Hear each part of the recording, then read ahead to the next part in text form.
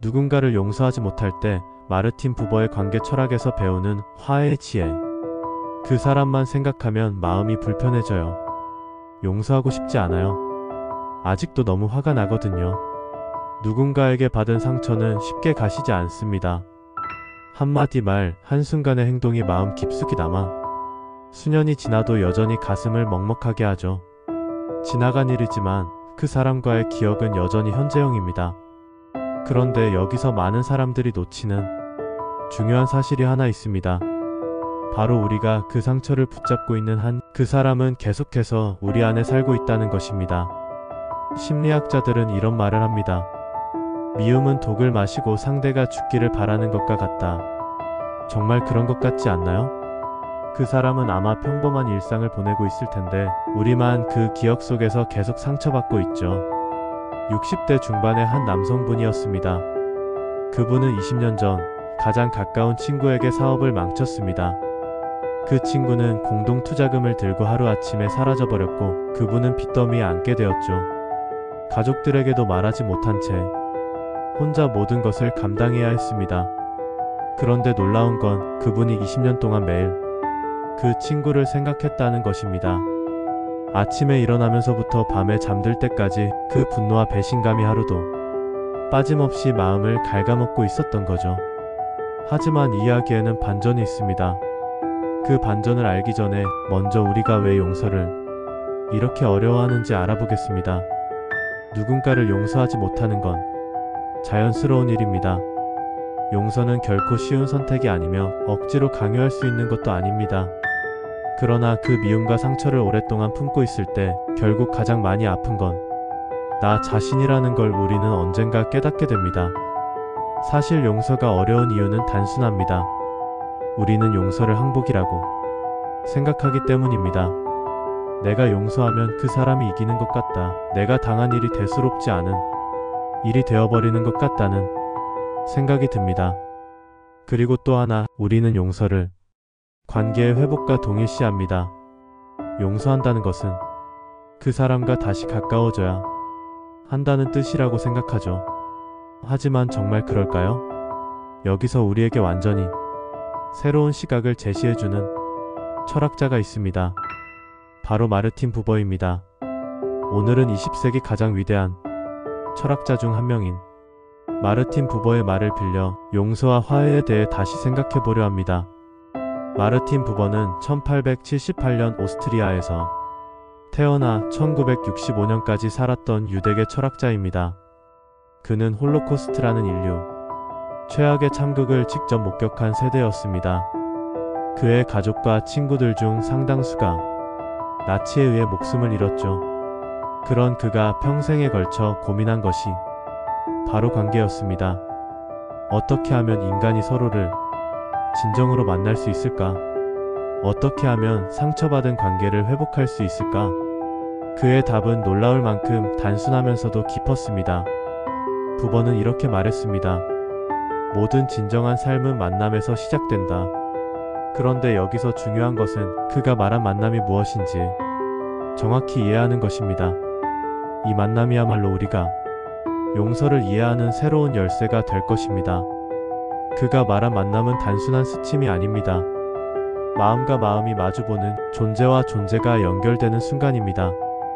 부버는 이 만남의 형태를 두 가지로 구분합니다. 하나는 나 마이너스 그것의 관계, 다른 하나는 나 마이너스 너의 관계입니다. 나 마이너스 그것의 관계를 먼저 살펴보겠습니다. 이것은 상대를 수단으로 보는 관계입니다. 평가하고 해석하고 계산합니다. 예를 들어, 저 사람은 나에게 도움이 될까? 저 사람은 믿을 만할까? 저 사람은 내 기대에 부응할까? 와 같은 질문들이 앞서는 관계죠. 이런 관계에서는 상대방이 하나의 기능으로 축소됩니다. 직장에서 만나는 동료, 무언가를 사거나 팔 때 만나는 사람, 심지어 때로는 가족조차도 나에게 무엇을 해주는 사람 이라는 틀 안에서만 보게 됩니다. 반면 나 마이너스 너는 상대를 있는 그대로 받아들이는 관계입니다.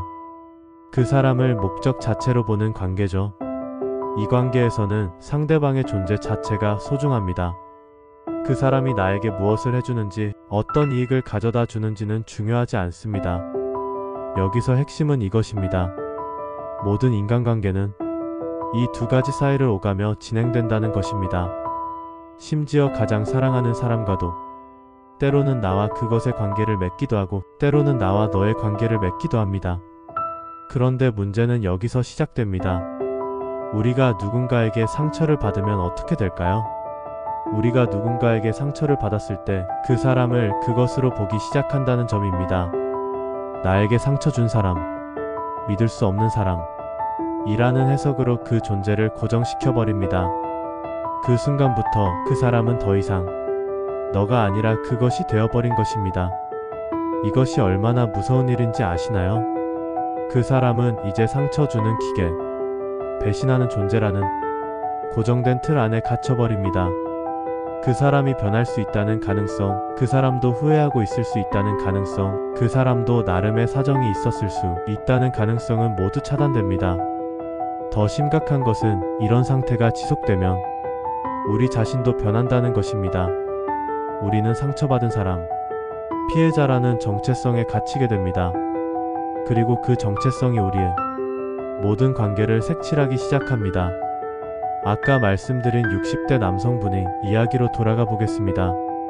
그분은 20년 동안 그 친구를 나를 배신한 사람이라는 틀 안에서만 생각했습니다. 그 친구가 왜 그런 선택을 했는지, 그 후에 어떻게 살았는지, 혹시 후회하고 있는지는 전혀 관심이 없었죠. 그런데 어느 날 우연히 그 친구의 소식을 들었습니다. 그 친구는 투자금을 가지고 도망친 후 사업에 실패했고 그 후 10년 동안 알코올 중독에 시달렸다는 것이었습니다. 그리고 최근에는 노숙자 쉼터에서 봉사활동을 하며 살고 있다는 이야기였습니다. 그 순간 그분의 마음에 변화가 일어났습니다. 그 친구도 고통받고 있었다는 것을 알게 된 것입니다.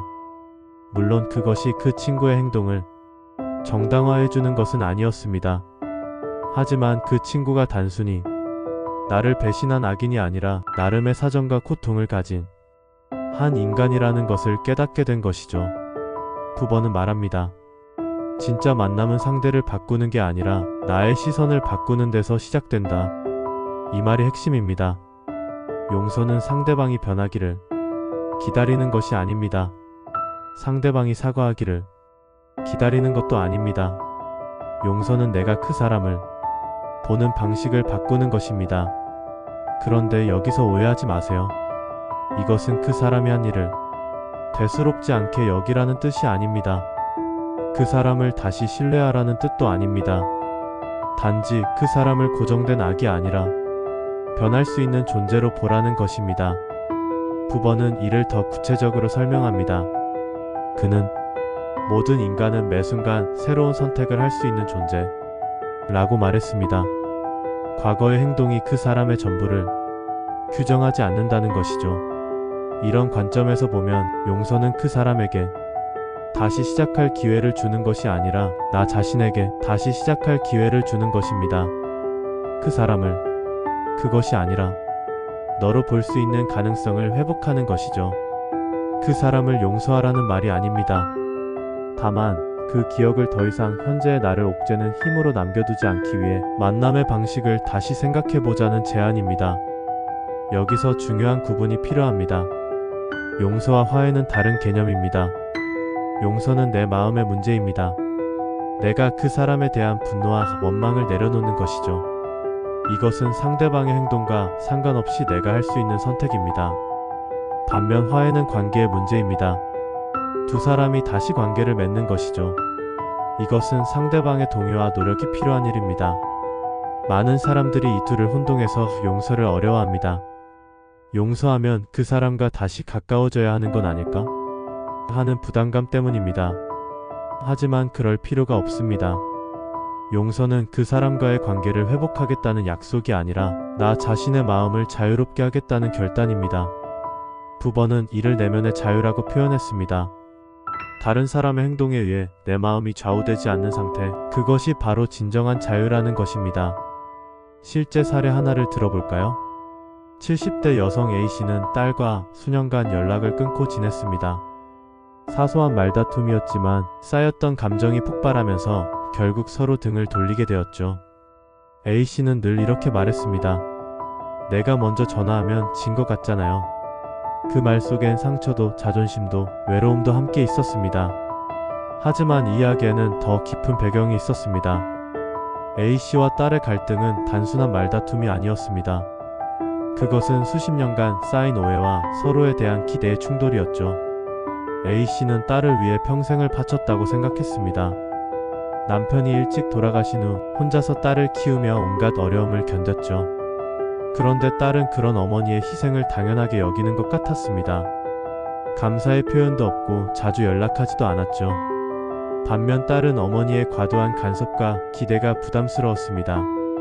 어머니는 항상 너를 위해 이렇게 했는데라는 말로 딸의 선택을 제한하려고 했죠. 딸은 자신의 삶을 살고 싶었지만 어머니는 그것을 이해하지 못했습니다. 그렇게 둘 사이의 거리는 점점 멀어졌고 결국 작은 말다툼이 폭발의 기폭제가 된 것입니다. 하지만 놀라운 변화가 일어났습니다. 그러다 어느 날 우연히 라디오에서 마르틴 부버의 말을 들었습니다. 상대는 고정된 존재가 아니라 지금 이 순간 나와 다시 만날 수 있는 존재다. 그 말에 마음이 흔들렸다고 합니다. 그리고 그날 밤 조심스럽게 딸에게 문자 한 통을 보냈습니다. 잘 지내니? 단 4글자였지만 그 안엔 수년간의 감정이 담겨 있었습니다. 그리고 며칠 뒤 딸에게서 답장이 왔습니다. 엄마가 그리웠어요. 하지만 이 이야기의 진짜 의미는 여기서 끝나지 않습니다. 그 후 A씨와 딸이 어떤 대화를 나누었는지가 더 중요합니다. A씨는 딸에게 이렇게 말했습니다. 그동안 너를 불효한 딸이라고 생각했어. 하지만 이제 알겠어. 너도 너 나름의 삶이 있었구나. 딸도 대답했습니다. 엄마도 저 때문에 많이 힘드셨죠. 엄마를 간섭하는 사람이라고만 생각했는데 사실은 걱정이 많으셨던 거죠. 이 대화가 놀라운 이유는 서로가 상대방을 고정된 역할에서 해방시켜 주었기 때문입니다. A씨는 딸을 불효한 딸이라는 틀에서 딸은 어머니를 간섭하는 사람이라는 틀에서 벗어나 바라보게 된 것입니다. 마르틴 부버는 말합니다. 용서는 의무가 아니라 만남을 위한 선택이다. 다시 말해 용서는 관계를 회복하기 위한 초대장과 같습니다. 꼭 받아들여지지 않아도 그 마음을 보냈다는 사실 자체가 나를 더 단단하게 만들 수 있습니다. 그리고 이건 상대를 위해 하는 일이 아닙니다. 나를 위해 하는 일입니다. 여기서 부버의 철학이 다른 용서론과 구별되는 점이 드러납니다. 많은 종교나 철학에서 용서를 도덕적 의무로 제시합니다. 용서해야 한다, 용서하지 않으면 안 된다는 식으로 말이죠. 하지만 부버는 다릅니다. 그는 용서를 자유로운 선택이라고 봅니다. 용서하지 않을 권리도 있지만 용서를 선택할 때 얻을 수 있는 자유와 평안도 있다는 것입니다. 더 나아가 부버는 용서가 일방적인 행위가 아니라고 말합니다. 진정한 용서는 상대방과의 새로운 만남을 가능하게 하는 문을 여는 것이라고 봅니다. 그 문을 상대방이 열고 들어올지는 상대방의 선택이지만 최소한 그 가능성은 열어둔다는 것입니다. 부버의 철학은 이런 메시지를 줍니다. 상처를 준 사람을 다시 사랑하라는 것이 아니라 그 기억을 더 이상 미움이라는 이름으로 품지 말자는 것. 관계는 살아있는 생명체처럼 언제든 다시 연결될 수 있다는 믿음. 이 철학이 현대 사회에서 특히 중요한 이유가 있습니다. 우리는 점점 더 개인주의적인 사회에서 살고 있습니다. 관계가 어려워지면 쉽게 포기하고 새로운 관계를 찾아 나서는 경향이 있죠. SNS의 영향도 큽니다. 누군가와 갈등이 생기면 차단하고 언팔로우하면 됩니다. 물리적으로는 쉽게 관계를 끊을 수 있지만 마음속의 상처는 그대로 남아있죠. 그런 의미에서 부버의 철학은 현대인들에게 새로운 관점을 제공합니다. 관계는 소비하는 것이 아니라 가꾸는 것이라는 관점 말입니다. 이 철학은 특히 나이가 들수록 더 깊이 와닿습니다. 살아온 시간만큼 마음의 상처도 많아지고 끊긴 인연도 늘어납니다. 하지만 그 모든 관계의 끝에 내가 나를 해치지 않기 위해 필요한 건 작은 전환일지도 모릅니다. 40대 후반의 한 여성분 이야기를 들려드리겠습니다. 그분은 20년 넘게 절친했던 친구와 사업 문제로 다퉜습니다. 작은 오해에서 시작된 일이었지만 서로의 자존심이 상하면서 관계가 완전히 끊어졌죠. 그 후 10년 동안 그분은 그 친구를 만날 때마다 피했습니다. 같은 동네에 살면서도 마주치면 모른 척했죠. 하지만 시간이 지나면서 이런 생각이 들었습니다. 우리가 이렇게 지내는 게 맞나? 20년 우정이 이렇게 끝나는 게 맞나? 그런데 먼저 손을 내밀기가 쉽지 않았습니다. 그 친구도 똑같이 자신을 피하고 있었거든요. 서로가 서로를 자신을 배신한 사람으로 생각하고 있었던 것입니다. 그러다 어느 날 그 친구의 어머니가 돌아가셨다는 소식을 들었습니다. 그 순간 그분의 마음이 움직였습니다. 20년 우정이 10년 갈등보다 소중하다는 것을 깨달은 거죠. 장례식장에서 그 친구를 만났을 때 둘 다 울었습니다. 그리고 그 친구가 먼저 말했습니다. 미안해. 그동안 너무 고집부렸어. 지금 그 두 분은 다시 좋은 관계를 유지하고 있습니다. 예전처럼 자주 만나지는 않지만 서로를 이해하고 존중하는 관계가 되었죠. 심리학자들은 용서를 단계적 과정으로 설명합니다. 부버의 철학을 이해 적용해보면 다음과 같습니다. 1단계 분노 인정하기. 먼저 내가 화가 났다는 것을 인정해야 합니다. 그 감정을 억누르거나 무시하지 말고 있는 그대로 받아들이는 것입니다. 나는 지금 화가 났다. 그리고 그것은 당연한 일이다. 2단계 상처의 의미 파악하기. 그 상처가 나에게 어떤 의미인지 생각해봅니다. 왜 그렇게 아팠을까요? 내가 그 사람에게 기대했던 것이 무엇이었을까요? 때로는 상처의 크기가 기대의 크기와 비례한다는 것을 깨닫게 됩니다. 3단계 상대방을 너로 보기. 부버의 핵심 개념입니다. 그 사람을 나를 배신한 것에서 나와 같은 불완전한 존재로 보는 전환입니다. 이것이 가장 어려운 단계이지만 동시에 가장 중요한 단계입니다. 4단계 작은 행동으로 문 열기.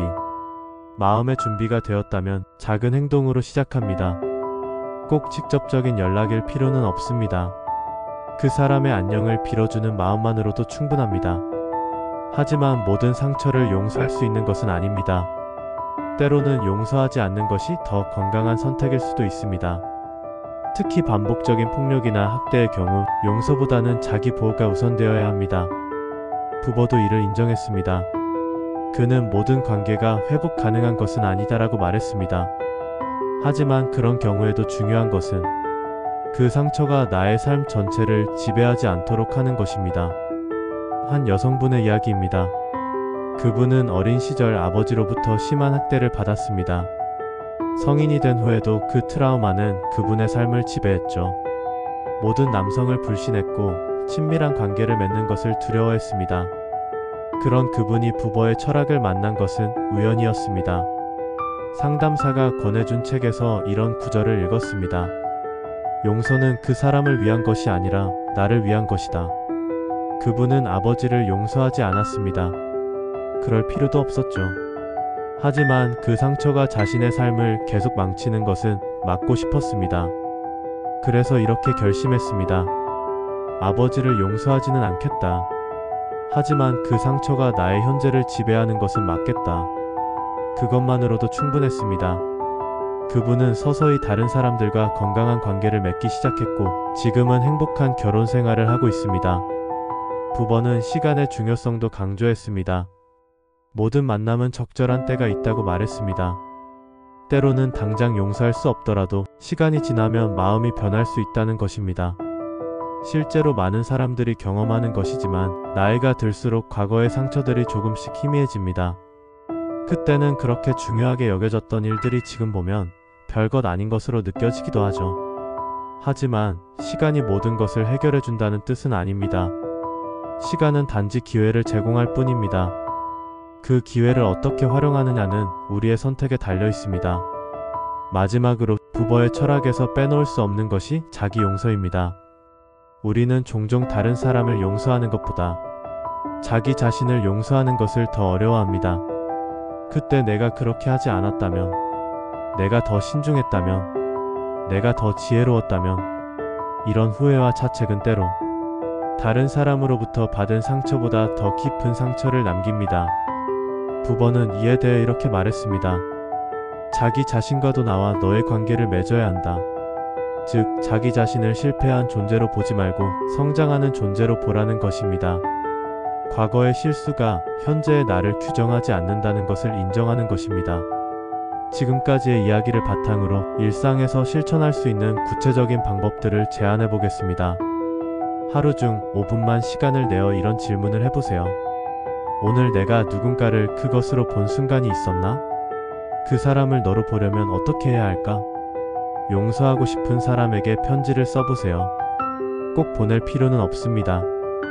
쓰는 과정에서 마음의 정리가 일어날 것입니다. 그 사람의 입장에서 생각해보는 시간을 가져보세요. 그 사람은 왜 그런 행동을 했을까? 그 사람도 나름의 어려움이 있었을까? 갑자기 큰 화해를 시도하지 마세요. 그 사람의 안녕을 빌어주는 마음, 좋은 소식을 들었을 때 진심으로 기뻐해주는 마음부터 시작하세요. 마르틴 부버는 마지막으로 이렇게 말합니다. 나는 나를 위해 너를 받아들인다. 이 말이 오늘 당신의 마음에 작은 불빛 하나가 되기를 바랍니다. 아직 늦지 않았습니다. 당신이 먼저 손을 내민다면 관계는 다시 움직이기 시작할 수 있습니다. 그리고 무엇보다 중요한 건 그 용기가 이미 당신 안에 있다는 사실입니다. 용서는 약함이 아닙니다. 용서는 가장 강한 사람만이 할 수 있는 선택입니다. 그것은 과거에 묶여있기를 거부하고 미래를 향해 나아가겠다는 의지의 표현입니다. 부버의 철학은 우리에게 이런 희망을 줍니다. 모든 관계는 다시 시작될 수 있다. 모든 상처는 치유될 수 있다. 모든 만남은 새로운 가능성을 품고 있다. 당신의 마음속에 있는 그 사람을 다시 한번 생각해 보세요. 이제 그 사람을 상처 준 존재가 아니라 다시 만날 수 있는 존재로 볼 수 있을까요? 그 작은 변화가 당신의 삶을 완전히 바꿀 수 있습니다. 그리고 그 변화는 지금 이 순간 당신의 마음에서 시작될 수 있습니다.